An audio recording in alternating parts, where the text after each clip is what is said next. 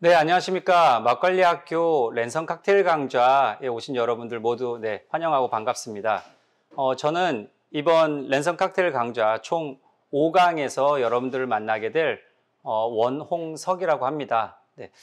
저는 참고로 지금 현재는 학교에서 바텐더 학과를 운영하고 있는 학과장으로서 지금 이제 학생들 교육과 취업에 힘을 쓰고 있고, 과거에는 남산에 있는 그랜 하얏트 호텔에서 12년 정도 바텐더와 소믈리에로 근무를 했었기도 합니다. 그런 연유로 인해서 이번 강좌를 의뢰를 받아서 여러분들에게 앞으로 총 5강에 대해서 같이 한번 쭉 재미있는 시간을 지내볼 텐데요. 먼저 저희 이번 랜선 칵테일 강좌 총 5강에 대한 전반적인 개요를 먼저 설명을 좀 드릴게요. 어떤 식으로 구성이 될 거고 진행이 될 건지에 대해서 먼저 간략하게 소개해 드리겠습니다. 매 회차마다 칵테일과 관련된 재미있는 이야기들을 조금 전달을 해드릴 거고요. 그리고 나면은 매 회차마다 칵테일 3가지를 가지고 여러분들에게 칵테일을 시연도 보여드리고, 또 그 중에 일부 칵테일에 대해서는 여러분들 댁으로 보내드린 재료와 칵테일 만들 때 필요한 기구들을 가지고 직접 여러분들이 만들어 보실 수 있도록 도와드릴 예정입니다. 첫 번째 1강에서는 칵테일의 이제 실습과 관련된 부분에서는 칵테일을 만드는 방법에 대해서 매 회차마다 주제를 하나씩 잡아서 진행을 할 겁니다. 이번 강좌에서 첫 번째 주제는 1회차에서 있는 주제는 빌드 기법이라고 하는, 직접 넣기 방법이라고 하는 용어를 쓰는데요. 칵테일 만드는 방법 중에 여러 방법이 있는데, 아마 그 중에 여러분들한테 익숙한 거는 어떤 쉐이커라고 하는 특정 기구를 가지고 그것을 막 흔들어서 만드는 것들에 좀 익숙하실 거예요. 본 적도 많으실 거고, 물론. 그러한 쉐이킹이라고 하는 것도 칵테일을 만드는 대략적인 한 12가지 방법 중에서 한 가지 방법입니다. 그 방법들 중에서 대표적인 방법 4가지를 선정을 해서 그 4가지를 주제별로 각 회당마다, 각 회차마다 첫 번째 1강에서는 직접 넣기 방법을 알려드릴 거고요.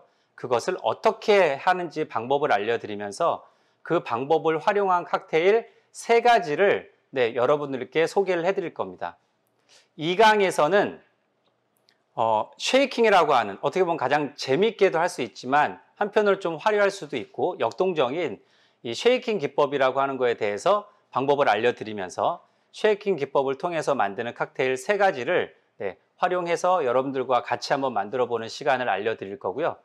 세 번째 3강에서는 보통 마티니로 많이 알려져 있는 스터 기법이라고 하는 방법을 통해서 만드는 칵테일을 3가지를 소개를 시켜드리면서, 또한 여러분들께 보내드린 키트를 통해서 스터 방법으로 만드는 칵테일을 만들어 보실 수 있도록 자세한 영상과 함께 설명을 도와드릴 예정이고, 마지막 4강 때는 이제 플로팅 기법이라고 그래서 술이라든지 음료가 가지고 있는 어떤 그런 비중, 밀도 또는 당의 함량 또는 알코올의 함유도에 따라서 어떤 재료들을 한 칸 한 칸 이렇게 띄워서 만드는 띄우기 기법이라고 하는 플로팅 기법에 대한 소개와 함께 플로팅 대표 칵테일을 시연을 보여드리고, 여러분들에게 보내드린 재료를 가지고 플로팅 기법을 활용한 칵테일을 같이 만들어 볼 수 있도록 준비해 드리도록 하겠습니다.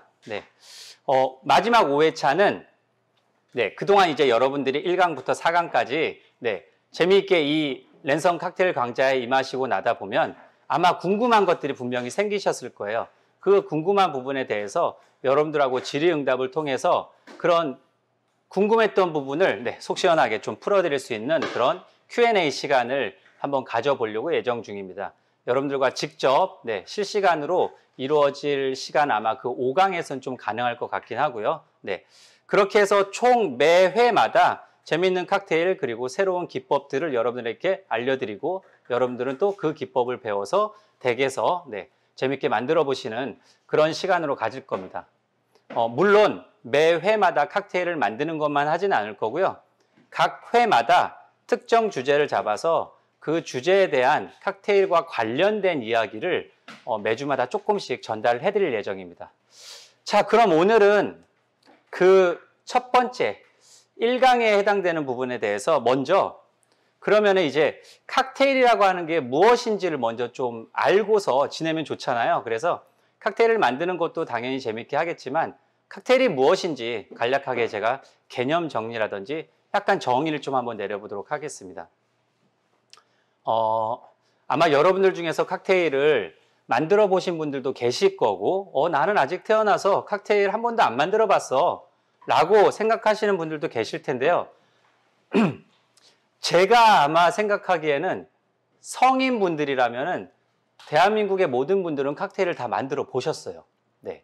이게 왜냐면은 칵테일이라고 하는 거에 대한 개념 정의를 지금부터 시작을 해보자면 칵테일이란 이런 거를 칵테일이라고 합니다. 기본적으로 알코올성 음료가 꼭 들어가야 돼요. 그게 소주가 됐던 진이나 보드카나 뭐 위스키 같은 술이 됐던 아니면 우리나라에서 만들어진 훌륭한 증류주가 됐던 아니면 막걸리가 됐던 네, 이런 알코올성 음료. 네, 한국에서는 알코올이라고 하는 부분에 대해서는 주세법상 알코올 도수가 1% 이상인 것은 네, 알코올이라고 이야기를 하거든요. 0.99%짜리 술은 우리나라에서는 술이라고 취급을 안 합니다. 네, 청소년도 살 수 있어요, 실제로. 그런데 그런 걸 잘 안 만들죠. 만들 거면 수십 도짜리를 만들게 되니까 알코올이라고 하는 음료와 그 외에 알코올이 아닌 음료라도 섞어주기만 하면 그 형태를 보통은 칵테일이라고 합니다. 예를 들면 진이라고 하는 술이 있죠. 네, 뭐 진, 보드카 이렇게 얘기할 때 진이라고 하는 술에다가 뭐 우리나라 전통주 중에서 보면은 뭐 안동에서 유명한 안동소주 이런 건 다 아시잖아요. 이런 안동소주에다가 예를 들면 콜라를 탔다고 한번 쳐볼게요. 특별하게 맛은 없을 것 같아요. 그 조합은. 네. 그런데 그렇게 섞이면 그 음료는 칵테일입니다. 왜냐하면 알코올성이 이미 들어갔고 그 외에 알코올이 아닌 어떤 음료 또는 어떤 야채가 들어가도 되고 과일이 들어가도 되고 허브가 들어가도 됩니다. 심지어는 우유나 계란을 쓰기도 해요. 칵테일에선. 그런데 그런 식의 조합으로 만들어져 있는 거를 칵테일 이렇게 이야기를 하는데 이제 이렇게 이야기를 들으면 여러분들 입장에서는 그럼 나 칵테일 만들어 봤어가 되는 거죠. 왜요? 아마 소주에다 맥주를 타서 드셔보셨기 때문이에요. 소맥. 네. 소맥도 완벽한 칵테일의 형태겠죠.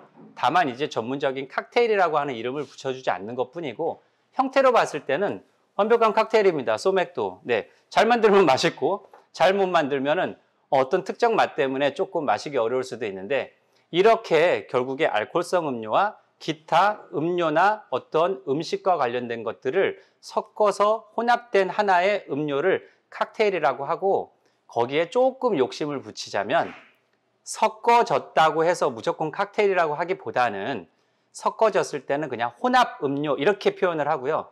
그 맛이 좀 맛있게 섞였고 맛의 밸런스도 좀 좋고 했을 때 결국 완성도가 조금 좋았을 때 진정한 칵테일 이렇게 표현을 합니다. 자, 그러면 이제 여러분들 칵테일이라고 하는 거에 대한 개념은 어느 정도 잘 이해가 되셨을 거라고 생각을 합니다. 그럼 이어서 조금 드릴 말씀은 그럼 이런 칵테일이라고 하는 것을 직업상 하고 있는 직업이 있죠. 네, 바로 바텐더라고 하는 직업입니다. 네, 바리스타들은 커피를 가지고 네, 일을 하는 직업이고 소믈리에라고 하는 직업 중에서 와인 소믈리에는 와인을 가지고 전문적으로 네, 역량을 펼쳐서 고객 서비스를 하는 직업입니다. 뭐 티를 전문가를 티 소믈리에라고 하는 것처럼 네, 바텐더라고 하는 직업은 칵테일이라든지 그 외에 다양한 알코올성 음료들을 고객들과 함께 커뮤니케이션하는 그러한 직업을 바텐더라고 합니다. 또한 이런 바텐더가 되기 위해 필수적인 자격증까지는 아니지만 대부분들의 바텐더들이 다 가지고 있는 공통 자격증의 한계가 있어요. 이게 뭐냐면 바로 조주기능사라고 하는 자격증입니다. 알코올성 음료 플러스 비알코올성 음료에는 전부 다 웬만한 것들은 우리나라에 자격증이 있어요. 예를 들어 볼게요. 바리스타 자격증, 와인 소믈리에 자격증, 티 소믈리에 자격증, 또 맥주 자격증 이런 것들이 다 자격증이 있잖아요. 물론 칵테일 자격증은 조주기능사 자격증이라고 합니다. 그런데 이러한 모든 음료 중에서 과거부터 지금 현재까지 유일한 민간 자격증이 아닌 국가 자격증은 칵테일 관련된 조주기능사 하나밖에 없습니다. 참고로. 그래서 이 조주기능사 자격증을 따기 위한 기본 어떤 이런 메커니즘은 1년에 시험은 딱 5번이 있고요. 정기 시험만 보기 때문에. 그리고 필기 공부도 하셔야 돼요. 그래서 필기 문제는 참고로 60문제 중에서 36개 이상을 맞추면 일단 필기에 합격을 하게 되고요. 필기를 합격하신 분에 한해서 실기를 신청할 수 있는 기간을, 유효기간을 1년을 허락을 합니다. 결국에는 5번 응시를 할 수 있는 거고, 그 중에 4번 응시가 가능하고, 1번은 특수계층만 지원하는 시기가 따로 있습니다. 뭐 흔히 얘기하는 특목고 학생들, 관광고등학교 계열의 학생들.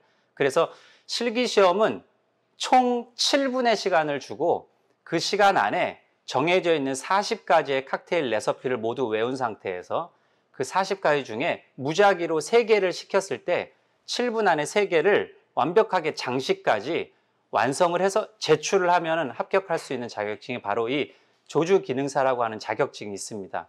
혹시라도 관심이 있으신 분들이 계시면 조주기능사 과정을 수강하실 수 있는 몇몇 기관들을 인터넷에서 충분히 검색이 가능하시니까 한 번쯤 욕심내셔서 뭐 직장인반이라든지 이런 데 가입하셔서 한번 도전해 보시는 것도 아마 되게 좋은 여러분들의 경험이 되지 않을까라고 생각을 합니다.